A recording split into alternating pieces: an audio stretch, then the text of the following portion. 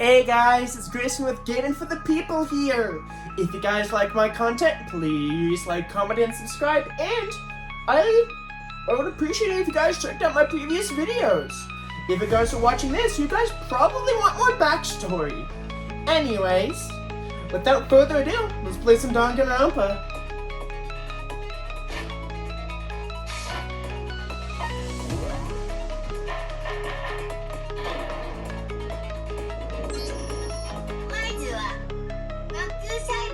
Let's begin a basic explanation of the class trial. So your votes will determine the results. If you can figure out the whodunit, then only they will receive punishment. But if you pick the wrong one, then I'll punish everyone besides the blockage. And the one who deceived everyone will get to graduate. Okay, well, I'll leave the rest up to you. Well then, let's begin the specifics of the victim. First, we need to clarify who exactly the unidentified victim is. It's Kyoko. There's no other explanation. But Kyoko's standing right there. No, that's a ghost. But she has legs and stuff. Well, that's just because she's like the latest evolution of ghost technology. There is a limit of how much ridiculousness I can tolerate. So I just have to prove that the corpse isn't Kyoko, right? Then let's compare Kyoko's traits to the traits of the dead body. Her traits? One important trait that the Kyoko has that proves the body doesn't belong to her. Her gloves. I'm talking about her gloves. They'll give us some insight on this mystery, I'm sure of it. In that case, it would be helpful if somebody explains why she actually wears those gloves. And would you actually happen to know the answer? In fact, Monokuma told me, apparently you have scars on your hands you don't want anyone to see. Oh, I was thinking about that. The Oops wasn't wearing any gloves, right? Probably just burnt up in the explosion. I'm not convinced. The ghost is trying to fool us all. There's no way that corpse was Kyoko. But if I can't prove why, we're gonna be stuck here and the case can't move forward. So I don't have much of a choice but to.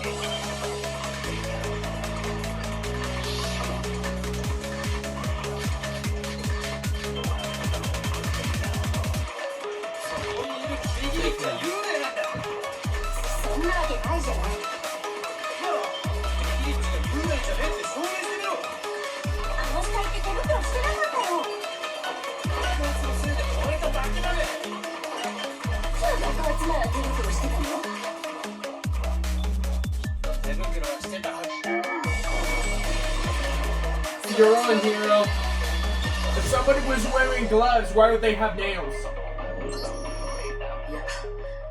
There's no way that corpse was wearing gloves.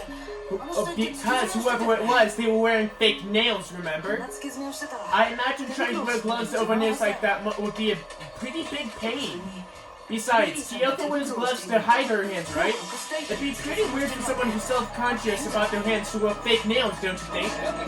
Jeez, man, you don't know women, huh? They're complicated like that. If anyone doesn't know women here, it's you. Well, Kyoko, any thoughts? These gloves are custom-made to the size of my hands to make sure they don't interfere with my daily life. If I wore fake nails, the gloves wouldn't fit properly. Then that's that. The dead body doesn't belong to Kyoko. Which should have been obvious, since she's standing right here. Okay then, so then who's the real victim? First we need to figure that out. That's the first thing I said. You're the one who dragged us around in circles. Before anything, we have to identify the victim. Everything starts from here.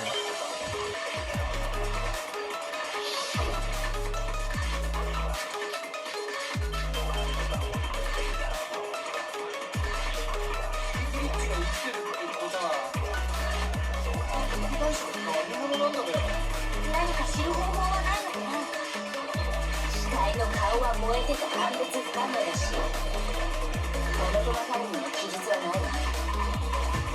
死体の身元がわからないとなると、それは違う。Marking on her hand tells the story. There was one filled up left behind that we can use to identify the body. What? For real? If you're a little mind, did it die a cruel and unusual did it death?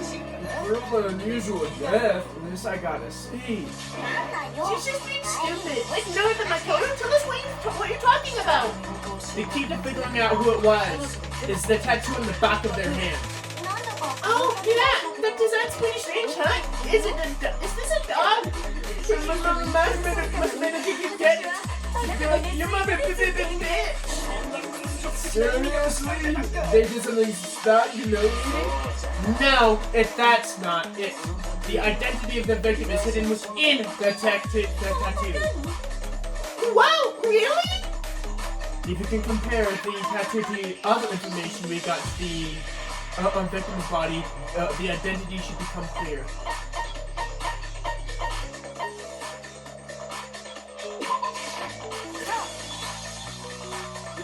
The Federal Mercenary Corps. That's the name of the military group Mukuro Ikusaba belongs to. Okay, so? To just show they were a member of the team, each soldier that joined the squad would get a tattoo representing Fenrir somewhere on their body. Fenrir? The image that represents Fenrir is the wolf.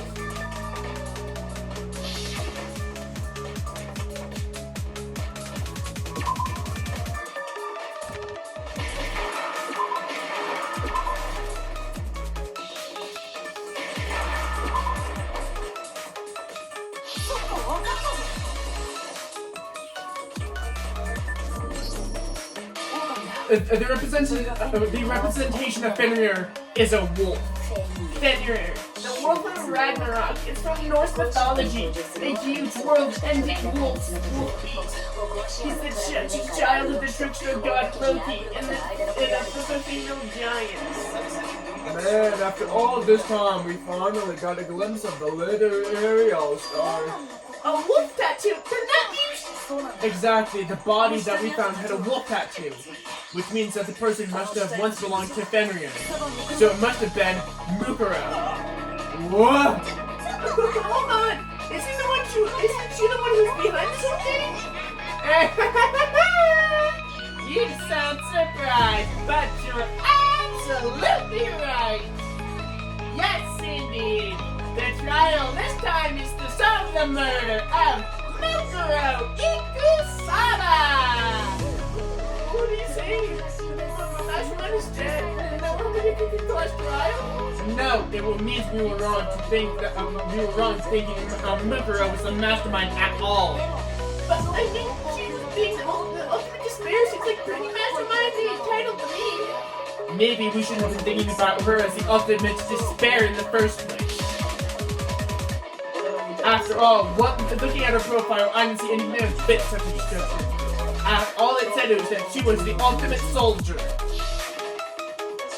If I do remember, that other information came from Kyoko. That's what you told my photo, right? So that means Kyoko got it wrong? Then who was she? Who was Mukuro Ikusaba?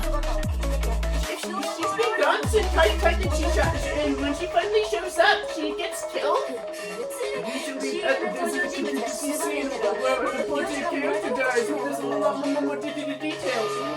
So what you're saying is she wasn't an important character, which would mean she was the same as us, just another participant. Then who's the real mastermind? It must have been the Captain Headmaster after all! No, the Headmaster had nothing to do with it. But how can we trust that? We already know the information about your information about Mukuro was wrong. My information was not wrong. Okay, we're in the middle of a trial right now. Figuring out who killed the Mukuro is first and foremost.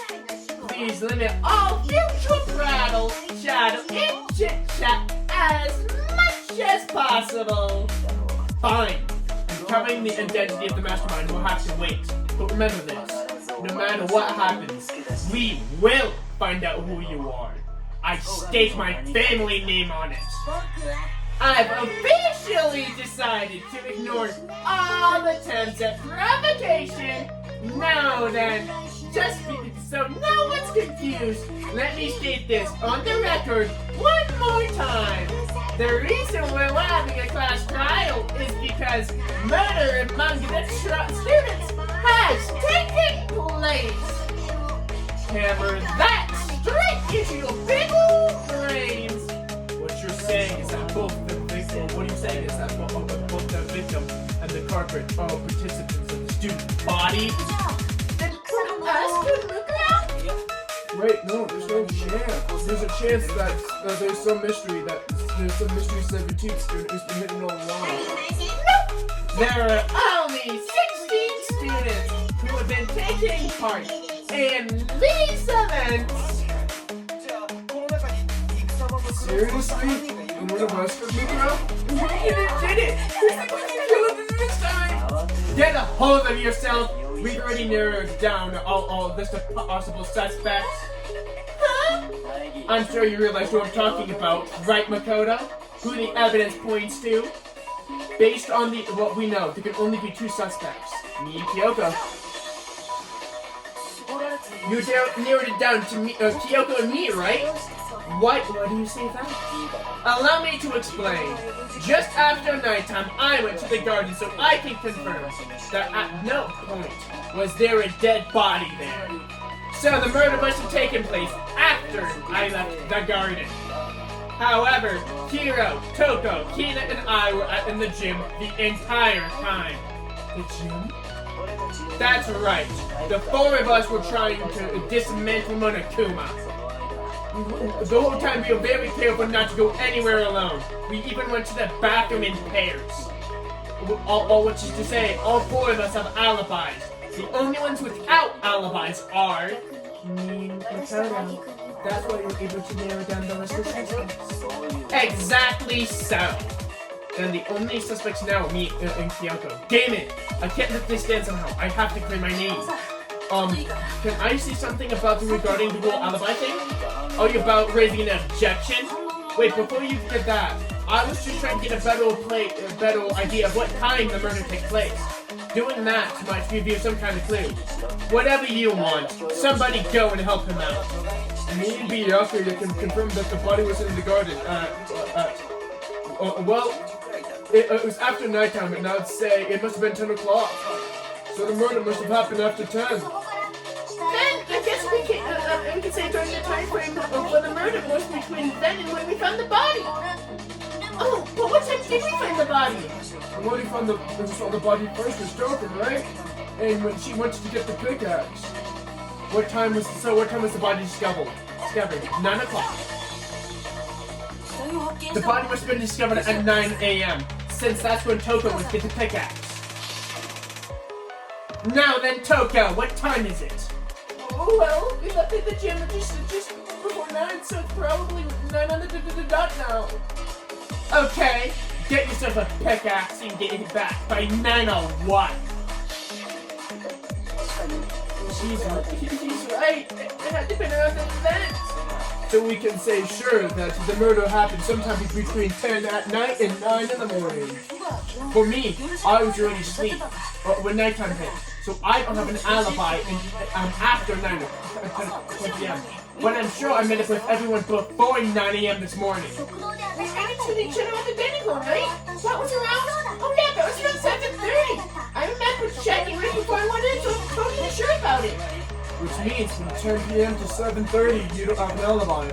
The murder will take place during 10 p.m. and 9 a.m. And I have an alibi from 10 p.m. to 7:30 a.m. Okay then, it looks like this game has begun. If I can't provide an alibi for that period, then I'll just have to prove that the murder didn't happen during that time I didn't have an alibi. Ooh, yeah, the sprinklers. 殺人が起きたと思われる時間帯は夜10時から朝9時までの間だ。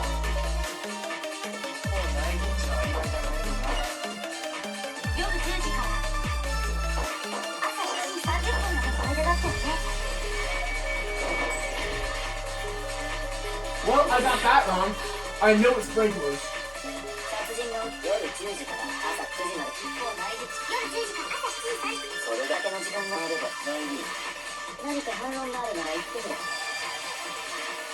殺人が起きた夜10時から朝9時までの一方内日夜10時から朝7時30分それだけの There's 時 only 間 one other spot I can fire, and that's at Byakuya, so it has to be his statement.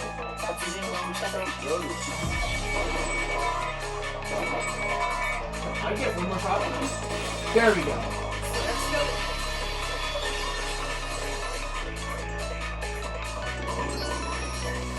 Actually, I don't think the murder could have happened anywhere near 10 o'clock. It had to have been taken way later. And what makes you say that? Because of the sprinklers in the garden. If the sprinklers are set to go up at 7:30 every morning, right? So if the body had been discovered in the garden before 7:30, then it should have been completely soaked. Hold on, I remember this part perfectly. The body was wet. It was dripping wet, in fact. Sorry, Toka, but you're wrong. I'm wrong? How?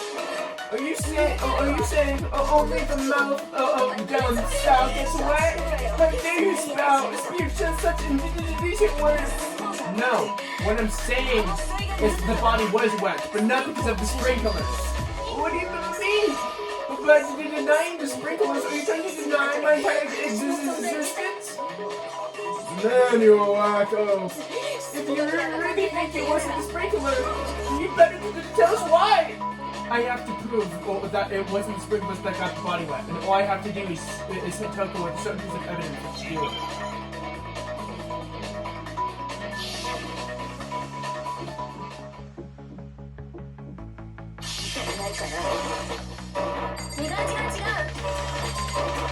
Oh, yeah, come on. Yeah.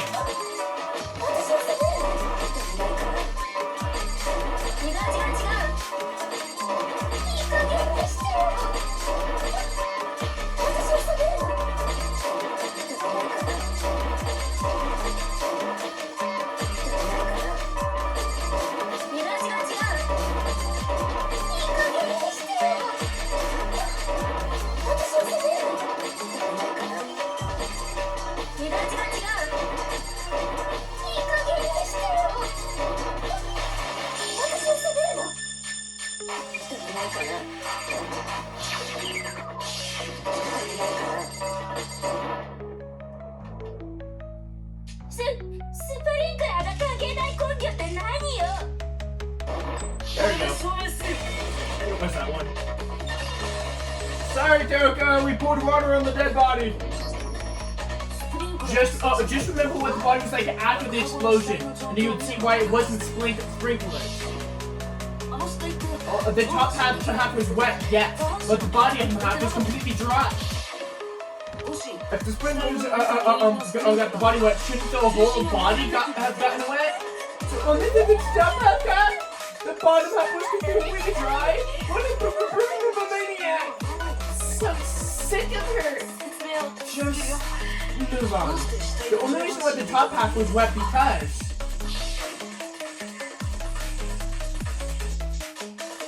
while the body was on fire, I doused it with water. But only the top part was on fire. Oh, then I guess it won't. The sprinklers didn't do it.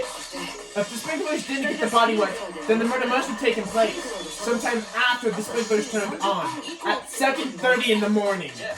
Which means she must have been killed between the body, which means she must have been killed between then and when the body was discovered at night. But Makoto's only missing from 7:30, right? Then there's no way Makoto could have done it. I guess you had an alibi after us. Good for you. In that case, the only one left without an alibi is Kyoko. Kyoko's the only one without an alibi. Which would mean that Mukuro's killer. No, I refuse to believe it. Kyoko murdered someone? That's... I'd like to say one thing.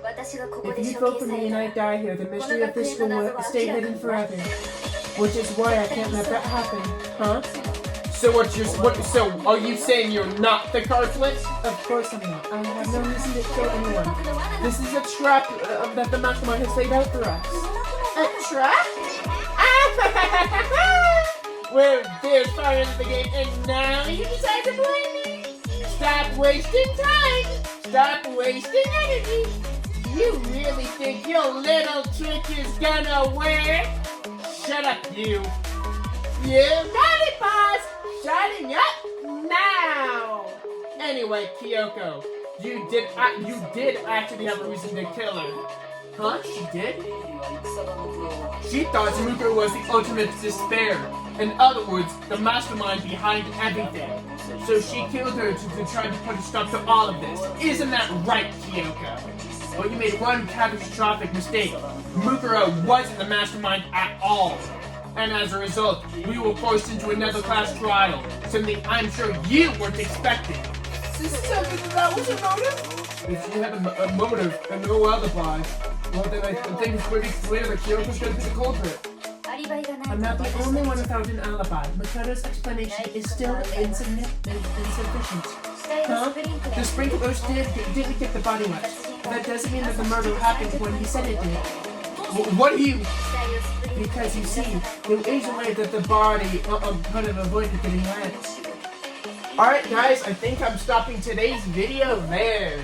If you guys like my content, again, Please like, comment, and subscribe. And without further ado, peace.